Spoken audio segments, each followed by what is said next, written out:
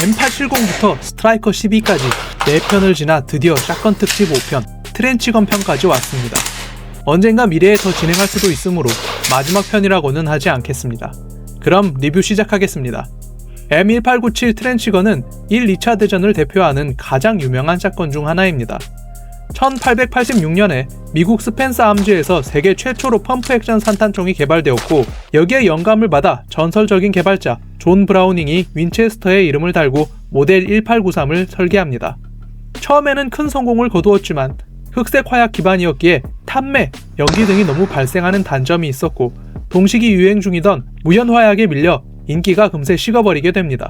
결국 존 브라우닝과 윈체스터는 바로 개량형 개발에 착수하여 무연화약 산탄총이 탄생하게 되는데, 그게 바로 전설적인 샷건 모델 1897 트렌치건입니다.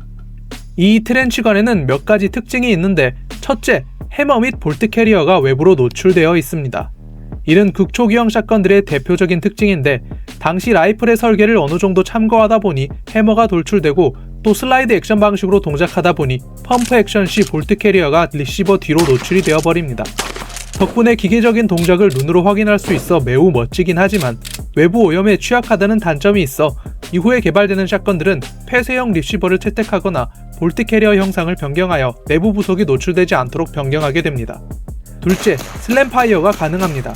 과거 총기들에는 트리거 디스커넥터가 없는 경우가 많았는데, 이 때문에 트리거를 누른 채로 펌프 액션을 하는 것만으로도 차탄을 자동으로 격발 가능했습니다. 셋째, 안전장치가 없습니다. 이는 돌출형 해머로 인해 격발 준비 여부를 눈으로 확인이 가능했고, 또 괜히 구조가 복잡해지면 고장도 늘어날 수 있을 거라 생각되어 의도적으로 제거된 부분이지만, 추후 개량형인 M1912에선 안전장치가 추가됩니다. 이런 트렌치건은 역사만큼이나 다양한 파생형이 존재하는데, 일반 모델, 고급 모델, 테이크다운이 가능한 모델, 트렌치건 모델 등이 존재했습니다. 트렌치건은 최초 개발 이후 미국의 근대사와 운명을 함께 했는데, 1899년 미국 필리핀 전쟁, 1910년 미국 멕시코 국경 전쟁, 1차 세계대전, 2차 세계대전, 6.25 전쟁, 베트남 전쟁까지 활약하지만, 베트남전 이후에는 노후화 문제로 오스보그 500, 레밍턴 M870에게 그 자리를 물려주게 됩니다. 1차 대전에는 미군의 트렌치건과 관련된 재미있는 일화가 있는데, 독일군과의 참호전에서 이름에 걸맞는 엄청난 파괴력을 보여줬고, 독일은 헤이그 협약을 들어 미국이 불필요한 고통을 초래한다며 전쟁법을 위반했다고 항의했습니다. 물론 미국은 합법적인 무기라며 항의를 기각했고, 독일군은 샷건 사용 병사에 대해 보복을 예고하였으나 실제로 확인된 보복 사례는 없습니다. 물론 미국도 외교적 마찰이 부담스럽긴 했는지 총 자체를 금지하진 않았지만, 트렌치건이 찍힌 사진을 검열하여 외부에 유출되지 않도록 하긴 했습니다. 다시 돌아가 광범위하게 사용된 미국을 제외하면 의외로 사용처가 많지는 않은데, 캐나다, 영국, 필리핀 등 미국과 깊은 관계를 맺었던 국가들, 그리고 놀랍게도 한국에서 최근까지 UDT 및 공군, 해군에서 사용되었습니다. 실총의 명성과는 달리 1차 대전 총기여서 그런지 에어소프트건으로는 먼 옛날 출시한 MGC의 모델건 모델, 그리고 다나카에서 나온 M1897밖에 없습니다. 그나마 다나카에서 방열판이 달린 트렌치건, 방열판이 없는 라이언 및 텍사스 폴리스, 총열 단축형인 소드오프 4종류로 다양하게 출시를 해주긴 했습니다. 오늘 리뷰할 총은 다나카의 M1897 트렌치건 모델입니다. 이 제품의 점수는 다음과 같은데, 괄호의 점수는 순정 기준, 우측의 점수는 옵션 기준입니다. 이렇게 점수를 책정한 이유는 리뷰를 하며 알아보겠습니다. 기존 트렌치건 기반에 전체적으로 블루잉 처리가 되어 있으며, 외부는 FCW에서 나온 알루미늄 아웃바렐, 리시버, 볼트 캐리어, 그리고 실물 방열판, 트리거 가드, 슬링고리, 리프로 슬링이, 내부는 역시 FCW의 알루 슬라이드 락, 슬라이드 훅이 장착되어 있습니다. 이 총기의 길이는 990mm, 무게는 3.05kg입니다. 전체적인 외관은 다나카 순정도 괜찮은 편이지만 FCW 옵션과 실물 옵션이 달려있어 감성을 크게 높여줍니다. 본격적으로 시작 전에 다나카 M1897에 대해 좀 더 자세히 알아보자면, 이 모델은 몇 가지 버전이 존재합니다. 볼트 캐리어, 리시버, 액션 레버 등 모두 패급 수준의 끔찍한 내구도를 보여줬던 버전 1, 볼트 캐리어 구조 변경, 액션 레버 살 보강 등을 한 버전 2, 그리고 각 버전별로 재질도 플라, 헤비웨이트로 나뉘며 또 여기서 볼트 캐리어 형상에 따라 가스건, 모델건 버전으로 나뉩니다. 다른 건 차치하고 가장 중요한 V1 모델과 V2 모델의 구분하는 방법은 크게 세 가지로 나뉘는데, 첫째, 총몸 전방, 탄 튜브 위쪽에 V1은 구멍이 없고 V2는 구멍이 있습니다. 둘째, 볼트 캐리어 기준 V1은 후방에 핀이 없고 아랫부분 핀도 길지만 V2는 후방에 작은 핀이 있으며 아랫부분 핀도 짧습니다. 셋째, 방열판 기준 V1은 전방에 나사가 없으나 V2는 작은 나사가 달려 있습니다. 이 모델은 V2 기반의 상기한 옵션들이 달려 있는데 아무리 개선이 이루어졌다고 한들 패급 수준에서 그나마 바로 파손은 안 난다 정도로 개선이 된 부분이지 재질적인 한계가 있기 때문에 FCW의 옵션은 사실상 반강제된다고 보시면 됩니다. 다만 FCW의 특성상 QC가 썩 좋지는 않은데, 먼저 아웃바렐은 이상한 각인 위치 때문에 끝까지 조이면 각인이 아래를 바라보게 되므로 와셔나 오링 등을 넣어 위치 조정을 해줘야 합니다. 이외에 슬라이드 락이나 훅 등도 약간의 가공을 해줘야 제대로 사용이 가능합니다. 또 볼트 캐리어 옵션도 가스건 버전이 아니라 모델건 기반이라 공이 호환이 안 되므로 구매 및 장착 시 주의 부탁드립니다.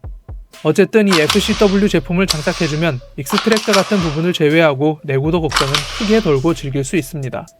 실물 외장의 경우 방열판은 무가공 장착이 아예 불가능하며 아웃바렐의 나사 장착 홈, 그리고 탄 튜브 고정 부위에 살을 채우고 고정 부위 홈을 다시 내줘야 합니다.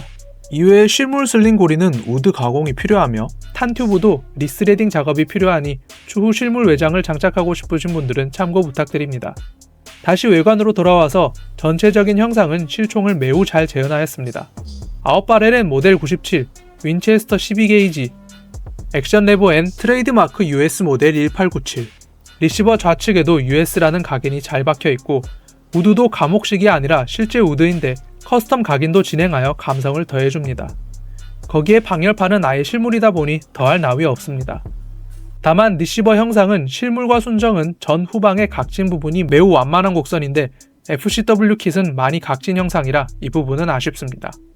재질은 순정의 헤비웨이트, 플라스틱이었던 리시버, 아웃바렐, 볼트 캐리어는 모두 알로 옵션으로 교체하였고 탄 튜브는 순정임에도 스틸 재질입니다. 이외에는 몇몇 나사를 제외하면 해머나 트리거, 개머리판 커버 등 내부 부품은 거의 대부분 아연합금이라 보시면 됩니다. 물론 방열판, 트리거 가드, 슬링 고리도 실물로 교체하였기에 스틸 재질입니다. 작동성 부분을 살펴보자면 실총 기믹을 매우 훌륭하게 구현하였습니다. 트렌치건의 아이덴티티인 외부로 돌출되는 볼트 캐리어도 완벽하게 동작하는데 여기에 네이버 스토어에서 구매 가능한 황동 탄피를 장착해주면 배출될 때의 귀르가즘이 상상을 초월합니다. 잠시 감상하시죠.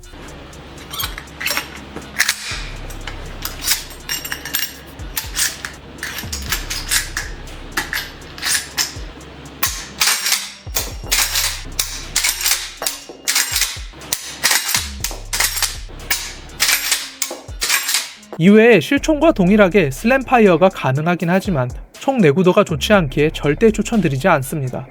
또한 리시버 하단의 버튼을 눌러주면 탄 튜브를 고정해주는 레버가 풀리며 탄 배출도 잘 되고 추가로 아웃바렐 챔버 부위 규격에 맞는 스페이서를 넣어주면 APS 쉘도 사용이 가능합니다. 이런 다나카 M1897의 가격은 8.6만엔, 한화 약 81만원이며 배송비 및 부대 비용 포함 시 110만원으로 예상됩니다. 다만 여기에 FCW 옵션 풀세트 가격인 293달러를 더하면 실질적인 최종 가격은 무려 160만원으로 예상됩니다. 결론적으로 제대로 쓰려면 은근히 손이 많이 가는 제품입니다. 아무리 V2에서 개선이 되었다지만 근본적으로 헤비웨이트 혹은 플라스틱이라는 불안한 재질의 한계는 넘기가 힘듭니다. 사실 마루이를 제외한 모든 일제의 문제점도 여기서 발생합니다. 법규상 외장엔 플라 혹은 기괴한 헤비웨이트 재질을 강요당하는데 이런 한계를 받아들이더라도 가격 접근성조차 매우 낮은 편입니다. 그렇게 입문용으로는 절대 추천드리지 않으며 정말 1, 2차 세계대전 무기의 팬이더라도 심사숙고하시고 정구매하시겠다면 절대 V1은 구매하지 마시고 V2를 구매하시되 가급적 FCW 옵션 장착을 추천드립니다. 그래도 저 허들만 넘으신다면 현재 쉽게 구매 가능한 유일무이한 트렌치건이란 점도 있고 여기에 황동 탄피 옵션까지 한 스푼 더한다면 다른 샷건에선 절대 맛볼 수 없는 뛰어난 감성을 보여줍니다. 전달드리고 싶은 정보가 워낙 많다 보니 리뷰가 많이 길어졌습니다. 오늘도 시청해주셔서 감사드리며 좋아요, 구독, 하이프는 영상 제작에 엄청난 힘이 됩니다. 조금만 기다리시면 다음 편 힌트가 있으니 끝까지 시청해주세요.